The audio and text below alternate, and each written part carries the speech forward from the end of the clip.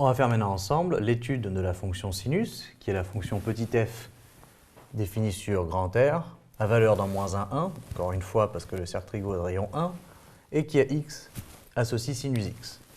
Alors on commence par dire que l'ensemble de définition est grand R, même si on l'a déjà dit là-haut. Et ensuite, comme pour la fonction cosinus, on va étudier la parité et la périodicité. Alors, la parité, on sait que la fonction sinus est impaire, mais souvenez-vous, il y a deux étapes. La première, c'est que, quel que soit x appartenant à df, moins x appartient à df. Il nous faut bien un ensemble de définitions symétriques pour parler d'une fonction paire ou impaire.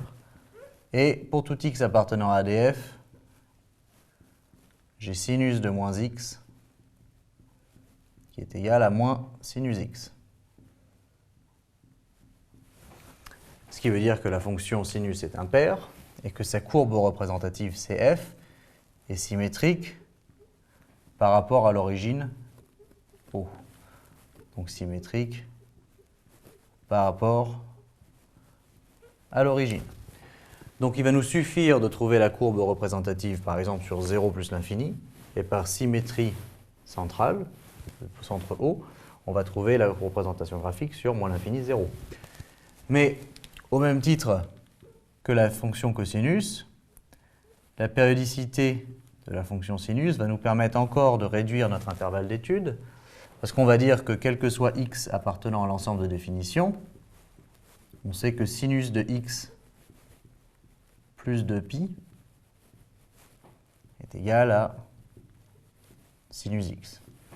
Ça veut dire que si j'ai un intervalle d'amplitude 2π, par exemple moins π, le motif élémentaire, que je trouve ici, va se répéter à l'infini, à droite et à gauche. Et donc par translation, je peux trouver toute la représentation graphique de f, pourvu que j'ai un intervalle d'amplitude 2π. Et donc en combinant les deux, eh bien, on va étudier sur 0π, faire une symétrie centrale pour avoir moins π0. Ça nous donnera l'intervalle d'amplitude de π, et par translation de part et d'autre, on trouvera la représentation graphique sur R. Donc, on va faire une étude du sens de variation sur 0π. La fonction f sinus est donc dérivable sur R, c'est une fonction de référence. Donc dérivable sur R comme fonction de référence, et quel que soit x appartenant à grand R, f' de x, c'est-à-dire la dérivée de sinus, c'est égal à cosinus x. Ce qui veut dire que d'un point de vue tableau de variation, si je prends x dans l'intervalle 0π, je vais mettre d'ailleurs π sur 2, je vais avoir f' de x dans un premier temps, puis les variations de petit f. Alors, cosinus x, on le sait, est positive entre 0 et π sur 2, mais devient négative après π sur 2 et entre π sur 2 et π notamment.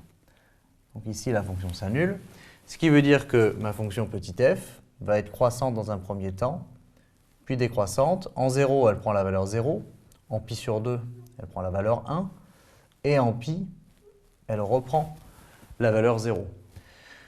Sachant ça, on peut tracer la courbe représentative sur 0π. On sait qu'on part de 0 et qu'on va retourner en 0 ici, en sachant qu'on passe par un maximum ici qui vaut 1. D'ailleurs, on va placer 1 comme ça, voilà, et moins 1 ici. Et donc, on va passer par ce point-là. Et la courbe représentative va ressembler à quelque chose comme ça. De la même façon, on va repasser en 0 ici par symétrie centrale. Ici, on passe par moins 1, pardon. Hop. Et donc, du coup, on va avoir une courbe représentative qui ressemble à quelque chose comme ça, et qui, par translation, puisqu'elle est périodique, va nous donner l'allure de sinus sur tout R. Alors évidemment, il faut bien connaître la représentation graphique de sinus entre moins π et π, les points où elle s'annule, les points où elle a un maximum ou un minimum, et cette histoire de parité plus périodicité qui permet de rétrécir l'intervalle d'étude. Et un dernier point, avant de finir, la primitive de sinus. Si vous n'avez pas encore vu le cours sur les primitives, allez le voir et revenez voir cet exemple, enfin cette propriété plutôt, quand vous l'aurez bien compris. Mais on va le faire maintenant ensemble. On va dire que la primitive de sinus x, ça n'est rien d'autre que moins cosinus x, plus une constante, celle qu'on veut, ça, il n'y a pas de problème. Mais donc, quand je dérive sinus, j'obtiens cosinus. Par contre, quand j'intègre sinus pour trouver une primitive, je trouve moins cosinus. Donc attention à bien faire la distinction avec les signes et de ne pas vous tromper entre les deux. Donc voilà pour la fonction sinus. L'étude, évidemment, est à connaître avec les différentes propriétés qu'on a mis en avant.